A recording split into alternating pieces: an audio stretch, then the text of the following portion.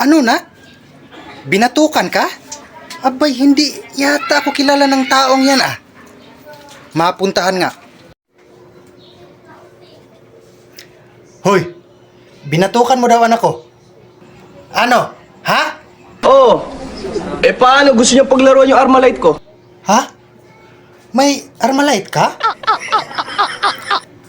Pasensya na sa anak ko, sir ha? Pasensya na.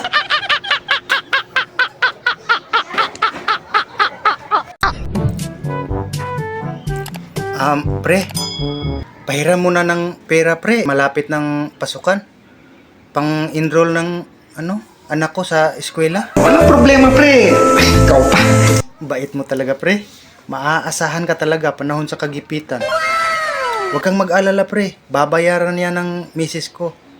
Galing abroad pag uwi niya. Kailan pa babalik si misis mo? Nag-a-apply pa lang, pre. Pero may pag-asa naman daw.